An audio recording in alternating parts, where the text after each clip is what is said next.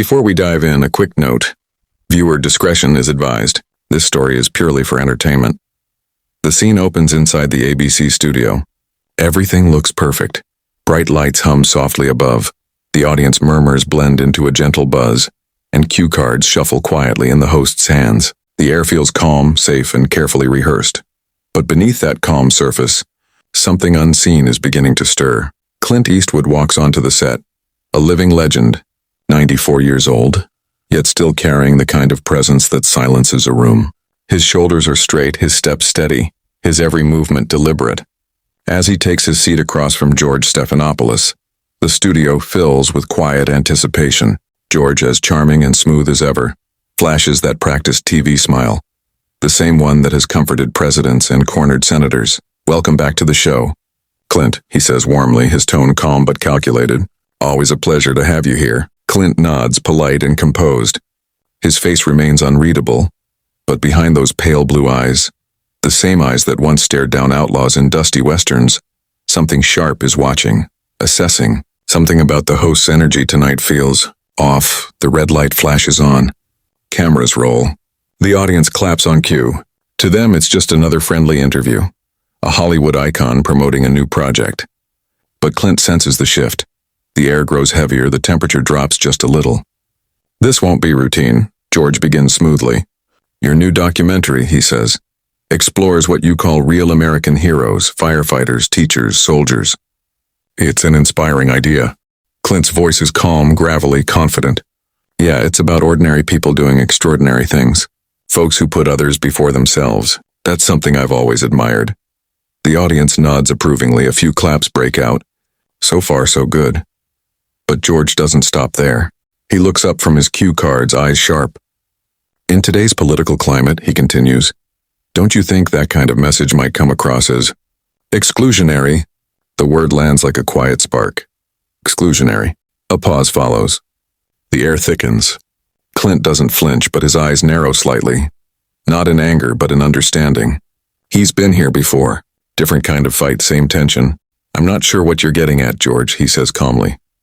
"The film's about people who serve, no matter who they are or where they come from." George smiles again, that polite smile that doesn't reach his eyes. "Of course," he says, "but some might argue your definition of heroism leaves certain people out." The first real hit has landed. The audience shifts, sensing it. Somewhere in the control room, a producer leans forward. The interview has just turned into a duel. The word exclusionary still hangs in the air like smoke after a gunshot. The audience doesn't move. The soft whir of cameras and the hum of studio lights are the only sounds left. Clint doesn't react immediately. He lets the silence stretch just long enough for everyone to feel it. His expression stays calm, unreadable, but those piercing blue eyes lock on the host. Finally, he speaks. Slow and steady. "The film's not about politics, George. It's about people who step up when others step back. Teachers who stay late to help kids. Firefighters who run into danger. Soldiers who serve without expecting applause. That's what heroism is about." It's a perfect, grounded answer, the kind that should have ended the question, but George isn't done. He leans forward, that familiar mix of charm and challenge flickering in his eyes. "That's admirable, Clint," he says smoothly. "But some would say your idea of heroism is a bit narrow. I mean, you've been outspoken about certain leaders, and about movements that fight for equality. Doesn't that make your perspective complicated?" A quiet murmur ripples through the audience. The tension has weight now. Clint shifts slightly in his chair, a tiny motion but enough to show he's alert. His voice when it comes is calm but firm. "I've got opinions, sure," he says. "So does everyone. But that doesn't change what the film's about. Decency, sacrifice, doing what's right when no one's watching." George nods slowly, like a man tightening a line on a hooked fish. "Right," he says, voice soft but edged. "But context matters, doesn't it? You've had some interesting moments over the years, like the Republican National Convention, for example, the empty chair." The mention lands like a slap. A few people in the crowd exchange quick glances. Even the camera crew seems to hesitate. Clint's jaw tightens slightly, just enough to show he felt it. "That was commentary," he says evenly. "I've never claimed to be anything but a storyteller with opinions. I don't speak for anyone but myself." George chuckles lightly. too lightly. Come on, Clint, he says, leaning forward. You're not just a storyteller. You're Clint Eastwood. Your words carry weight. When you mocked a sitting president on national television, people noticed. That wasn't just entertainment. The air thickens. The red light over the camera glows steady. Clint's eyes narrow, that trademark look, the one that's frozen villains and studio executives alike. He doesn't raise his voice. He doesn't need to. I didn't mock anyone, he says quietly. I made a point. You can call it what you want, but don't twist it into something it wasn't. George smiles again, a tight, polished smile. I'm not twisting anything, he says. I'm asking what people are already thinking. Clint leans forward slightly, his tone colder now, controlled, razor sharp. You're not asking, George, he says. You're assuming. A low murmur rolls through the audience, half thrill, half tension. For the first time, the balance shifts. George straightens in his chair, but his smile has lost a bit of its shine. Clint's calm has turned into quiet dominance. The camera zooms closer, catching the faintest twitch of Clint's mouth. Not a smile, but a warning. The studio feels charged now. Every word, every breath is magnified. George clears his throat, trying to regain control. Well, he says, forcing a chuckle. It wouldn't be a Clint Eastwood interview without a little drama. Clint doesn't reply. He leans back slightly, eyes locked, waiting. The silence stretches. Then that famous squint returns. Small, deliberate, dangerous. The message is clear. If you want to fight, you've got one. The audience doesn't move.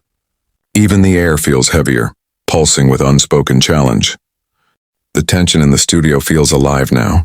A quiet storm building between two men who both understand the power of silence. George leans in, voice low and polished. You've spent decades shaping how Americans see themselves. Through your films, your words, your influence. Doesn't that come with responsibility? Especially when millions listen to what you say. Clint doesn't flinch.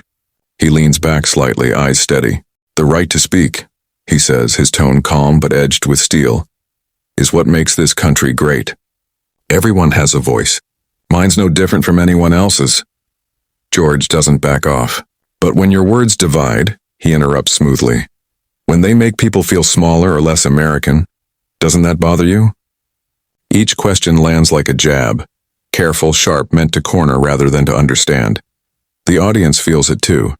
The friendly atmosphere from earlier is gone, replaced by a quiet, heavy focus. Clint takes a slow breath, his expression unchanged. Maybe, he says quietly, they're not upset because I'm wrong. Maybe they're upset because they're afraid of the truth. A hush falls over the room.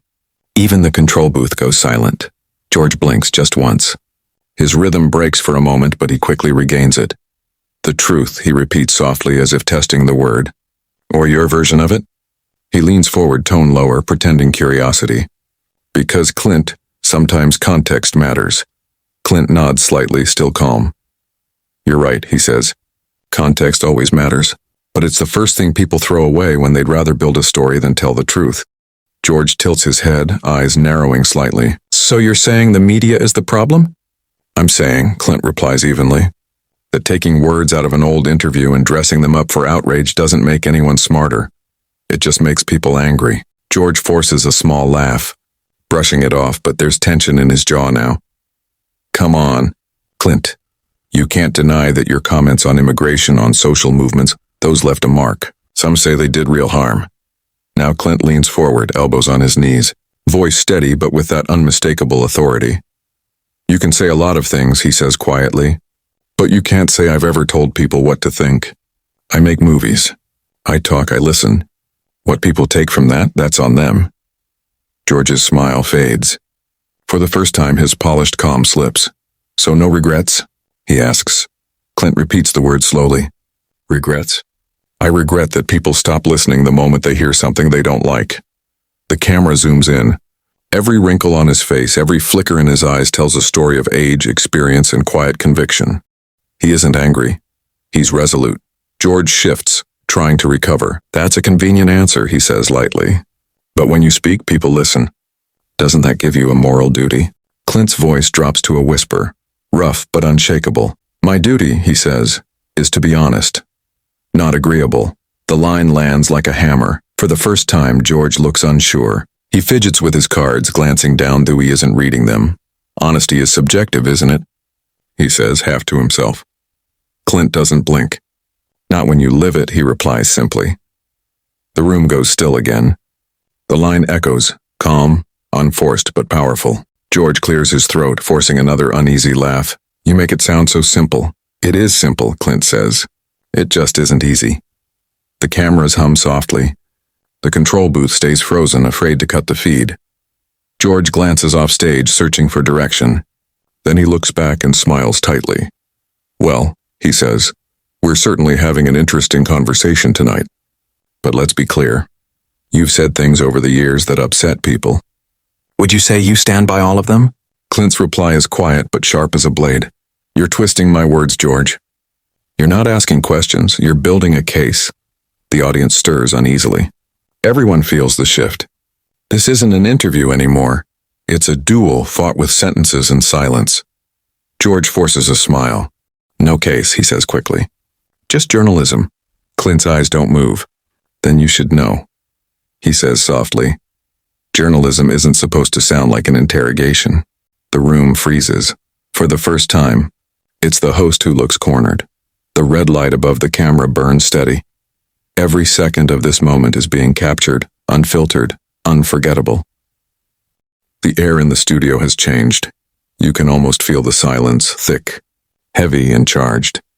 George straightens up in his chair, his journalist's smile returning, thin but practiced. Clint, he begins. Some people say you sound like a man stuck in another era. That the world has moved forward, Mo, but you haven't, the audience murmurs. It's the kind of question designed not for an answer, but for reaction. Clint doesn't blink. He just sits there, steady, quiet, like a mountain that's heard 100 storms before. Finally, he says, if by another era you mean a time when people worked hard, kept their word and didn't cry every time someone disagreed, and then yeah, maybe I am. A few people in the crowd gasp softly. Someone even chuckles nervously. George's eyebrows lift, sensing the moment, the heat, the viral clip in the making. He presses forward. But times change, Clint. Values evolve. Don't you think it's dangerous to romanticize the past? Clint lets the words hang in the air for a moment, then answers slowly. I don't romanticize it, he says. I remember it. And I remember when people didn't need to destroy someone just to prove they were right. The audience goes still again. George shifts slightly, trying to stay in control. But surely, he says, some of those old values excluded people. Minorities, women, anyone who didn't fit the mold. We've had to grow past that. Clint nods, his tone calm, even respectful. Of course we've grown, he says. But growth doesn't mean forgetting who you are. You don't build a strong tree by cutting its roots. It's a simple line, but it lands like thunder. George hesitates. He wasn't expecting that kind of wisdom, not phrased so directly. You're saying America's lost its roots? He asks finally. Clint's gaze sharpens, his voice low but clear. I'm saying it's lost its backbone. Gasps ripple through the audience. George leans back slightly, the mask of control slipping. That's a strong statement. It's a strong country, Clint replies. Or at least it used to be. The silence that follows feels like it could shatter glass. Even the stage lights seem to hum louder. George finally exhales, half smiling. You really don't hold back, do you? Clint gives a faint grin. You asked. There's laughter. Soft, nervous, unsure whether it's safe to laugh. George glances at his notes, trying to steer back. Let me ask you this. Do you ever worry that your words, your films, your opinions might inspire the wrong kind of people? Clint's answer is immediate. No, because people will always twist what they don't understand. George tilts his head. And if what they twist turns into hate? Clint leans forward, his tone low, deliberate. Hate doesn't come from what people hear, he says. It comes from what they refuse to face. A pause. You could hear the cameras turning. George studies him, searching for a weak spot, for a soundbite. But Clint isn't performing. He's just being. After a long moment, George says quietly, You make it sound like the country's broken. Clint looks right into the lens, as if speaking to everyone watching at home. It's not broken, he says. It's confused. And confusion's what happens when people stop thinking for themselves. The audience is dead silent. Even George seems to forget his next line. Then Clint adds softly, almost like a whisper, "People don't need more outrage. They need courage." The control booth knows this is the moment, the kind that trends, replays, divides, and defines. George clears his throat, forcing composure. "Well," he says, smiling tightly, "that's one way to look at it." Clint smiles faintly. "It's the only way I know." The cameras stay fixed as both men sit there, one holding his questions like weapons, the other holding his truth like armor. The interview clock blinks red. Less than 2 minutes left. The producer's voice whispers through George's earpiece. "Wrap it up. Smooth ending. No tension." But tension is all that's left. George straightens his papers, forcing a broadcaster's smile. "Well, Clint, always a pleasure having you. Thought-provoking as ever." His tone is light, practiced, the professional calm after a storm. Clint gives a small nod. "Appreciate it," he says simply. But George isn't ready to let it end there. One last question glimmers in his eyes. Part curiosity, part challenge. "Before we go," he says, voice just a bit sharper, "if you could say one thing to the younger generation watching tonight, the ones who think your views belong to the past, what would it be?" The room holds its breath. Even the crew stops moving. Clint takes a long pause. He looks around, at the cameras, the lights, the faces staring back at him. When he finally speaks, his voice is calm, deep, almost a whisper. "I'd tell them," he says, "the world doesn't owe you kindness. It owes you truth. And if you can't handle the truth, you'll spend your life chasing lies that make you feel better." No one moves. No one blinks. George opens his mouth, maybe to argue, maybe to end, but no words come out. Clint leans back, quiet again, his eyes steady. "That's all?" George manages to say finally. Clint gives the faintest smile. "That's enough." The audience exhales as if released from a spell. George nods stiffly, trying to smile. "Well, thank you, Clint Eastwood. Always an honor." Clint nods once more. "Take care of yourself, George." The camera light fades from red to green. The mic's cut off. The show is technically over, but nobody in the studio moves. For a few seconds, silence fills every corner. Not awkward, not empty, but heavy, like something meaningful has just passed through the room. George finally looks down at his cards, pretending to shuffle them. Clint stands up slowly, adjusts his jacket, and walks toward the exit. No security. No handler. No words. Just that quiet walk, the kind that says everything. The audience stays seated, still processing what they've witnessed. And in that silence, one truth lingers. Sometimes the calmest voice in the room is the loudest of all.